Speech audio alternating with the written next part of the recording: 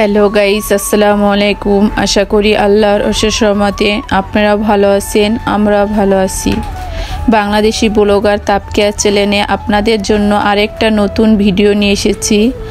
আজকের ভিডিওটা প্রথম থেকে শেষ পর্যন্ত দেখবেন। দূরে এবং কাছে, দেশ এবং দেশের বাহিরে যে যেখান থেকে আজকের এই ভিডিওটা দেখতেছেন সবাইকে জানাই আন্তরিক ভালোবাসা এবং শুভেচ্ছা। আজ হলো আমি সকালের নাস্তা করে তারপর হলো চলে আসলাম মুরগি ছাড়ার জন্য। এই দুইটা মুরগি আপনারা দেখছেন যে আমি মাঠ থেকে নিয়ে আসছি। আমার অনেক শখ, অনেক স্বপ্ন, খোপ ভরা মুরগি থাকবে, গোয়াল ভরা গরু থাকবে, মোড়া ভরা ধান থাকবে। আর আমি হলো আগে অনেক মুরগি পালছি। মেয়ে হলো যখন হবে তখন বাবার বাড়িতে গেছিলাম। 1-1.5 মাস থাকার কারণে হলো মুরগি অযত্নের কারণে মুরগি অনেক কিছুটা মারা গেছে আর কিছুটা হলো খেয়ে ফেলছি। সে থেকে ওর বাবা বলছে যে মেয়ে যখন বড় হবে তারপর হলো আবার মুরগি পালবা, এখন আর কোনো এগুলো নিয়ে কোনো ঝামেলা করবা না। সেই থেকে আর হলো মুরগি পালি না। এখন যেহেতু মেয়ের 2 বছর পূরণ হবে আর মেয়ে আর ছেলে দুজনে হলো খুব মুরগি পাগল। এই কারণে হলো মা বলছে যে এই 2টা মুরগি নিয়ে পাল, আস্তে আস্তে আবার তোর অনেকগুলো মুরগি হয়ে যাবে। তাই মাঠ থেকে 2টা মুরগি নিয়ে আসছি, একটা ছেলের জন্য একটা মেয়ের জন্য। এখানে হলো মুরগিগুলোকে আদার দিলাম, দেখতে পেলেন খুব সুন্দর করে খেলো। তারপর হলো আমি এখন উঠানটাকে ঝাড়ু দিয়ে নিব। আর এখন কিন্তু উঠান ঝাড়ু দিতে আমার খুব ভালো লাগে, কোনো বৃষ্টি নাই, ভিজা পোড়া কিছু নাই। আর উঠান ঝাড়ু দিলে উঠানটা দেখতে যে এত সুন্দর লাগে আপনাদের আর কি বলবো। ঘর দুয়ার যদি পরিষ্কার থাকে তাহলে দেখতে সুন্দর লাগে, হাঁটতে চলতেও ভালো লাগে। আর সবাই আসলেও হলো খুব সুন্দর বলে। কাজ করলে যদি সেই কাজটা দেখতে সুন্দর লাগে, ভালো লাগে, তাহলে কিন্তু কাজ করতেও ভালো লাগে। আর আমি সকাল থেকে নাস্তা করে আমি আজকে টার্গেট নিয়েছি যে আমি একসাথে হলো আস্তে আস্তে করে সবগুলো কাজ 1 ঘন্টার মধ্যে করে নিব। তারপর হলো দুপুরে রান্না করতে যাব। এর আগে হলো রান্না করতে যাব না। আর টার্গেট নিয়ে কাজ করলে কিন্তু সেই কাজগুলো খুব সুন্দর হয় আর তাড়াতাড়ি হয়ে যায়। আর এতে করে অনেক সময় কিন্তু বেঁচে যায়। আর দেখবেন যে আস্তে আস্তে করব, কি করব না করব সেটা যদি আগের থেকে চিন্তা না থাকে বা ভাবনা না থাকে তাহলে কিন্তু কাজ করে হলো আগানো যায় না। তাই আজকে হলো আমি টার্গেট নিয়ে কাজটি করব। আপনারা হলো প্রথম থেকে শেষ পর্যন্ত দেখতে থাকেন, দেখলে অবশ্যই ভিডিওটা আপনাদের কাছে ভালো লাগবে। এই যে এখানে হলো আমার সব উঠান ঝাড়ু দেওয়া শেষ। আমি হলো এখন রান্নাঘরে চলে আসলাম। রান্নাঘরে যে বাসি ছাই সেগুলো হলো চুলোর থেকে উঠে নিতেছি। তারপর হলো রান্নাঘরটা সুন্দর করে ঝাড়ু দিয়ে নিব। আর চুলার কথা আপনাদেরকে কি বলবো, এত সুন্দর করে লেপে পুছে রাখি, কিন্তু একদিন রান্না করলে চুলাটা ফেটে কি অবস্থা দেখা যায়। এবারকার হলো মাটি ভালো পড়ে নাই, এ কারণে হলো চুলা ফেটে যায়।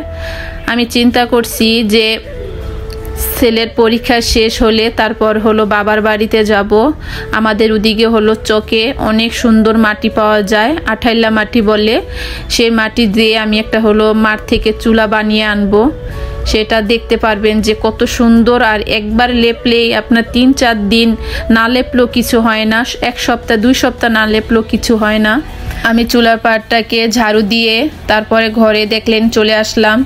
এসে হলো দেখি যে কলসে হলো পানি নেই, আছে অল্প, কিন্তু সে পানিগুলো হলো আমি একটা বালতির মধ্যে ঢেলে নিলাম। আর এইগুলো হলো বাসি পানি, সেই জন্য হলো বালতির মধ্যে রেখে দিলাম। সেগুলো দিয়ে আমি হলো ভাত রান্না করব। আর হলো কল থেকে আমি 1 কলস পানি নিয়ে আসলাম। সকালে কল চাবিয়ে কল থেকে গরম পানি আনলে সারাদিন খেতে খুবই ভালো লাগে, তাহলে আর গরম পানি প্রয়োজন হয় না। তারপরে এসে হলো আমি কলসটাকে সুন্দর করে পুছে নিলাম। যে পানিটি আলগা লেগে আছে কলসের সাথে সেগুলো পুছে দিলাম, দেখতে পেলেন। তারপর চলে আসলাম বিছনাগুলো ভাঁজ করার জন্য। আজকে হলো চাদরটা পাল্টিয়ে নিব। আরেকটা নতুন চাদর বিছিয়ে নিব। আপুদের একটি কথা মনে করিয়ে দেই, প্রথম থেকে এ পর্যন্ত যারা আমার সাথে আছেন কিন্তু একটি লাইক দিতে ভুলে গেছেন, প্লিজ আপুরা আমার ভিডিওটা কন্টিনিউ করে একটি করে লাইক দিয়ে যাবেন।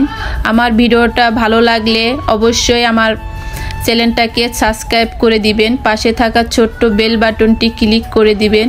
এতে করে সর্বপ্রথম আপনাদের কাছে আমার ভিডিওটা চলে যাবে, আপনারা সময় সুযোগ করে আমার ভিডিওটা দেখে নিতে পারবেন।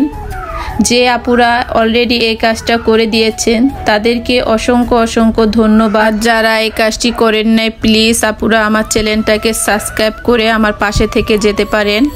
এই যে দেখেন আমি হলো বিছনাটাকে সুন্দর করে ঝেড়ে নিলাম। এখন হলো আমি আরেকটা নতুন একটা চাদর বিছিয়ে নিতেছি। বিছানো শেষ হলে আমি সুন্দর করে হলো ঘরটাকে ঝাড়ু দিয়ে নিব। তারপর হলো ঘর ঝাড়ু দিয়ে আমি চলে যাব হলো রান্না করতে। আজকে হলো আর রান্নার ভিডিও আপনাদের সাথে দেখাবো না। এই যে আমার চাদরটা বিছানো শেষ, আমি হলো উপরে ওয়াল কালারটা বিছিয়ে নিতেছি। যত সুন্দর করে এই ঘর গুছিয়ে রাখি না কেন, যেহেতু ছোট বাচ্চা আছে, কিছুক্ষণ পরেই দেখি সব কিছু এলোমেলো করে দেয়। এতে কিন্তু আমার বেশি খারাপ লাগে না, ছোট দেখেই তো এমন করে, বড় হয়ে গেলে তো আর এই কাজ করবে না। আর কিন্তু কি যখন বড় হয়ে যাবে তখন কিন্তু খুব মন খারাপ লাগে যে ওরা কেন ছোট থাকলো না, কেন বড় হয়ে গেল।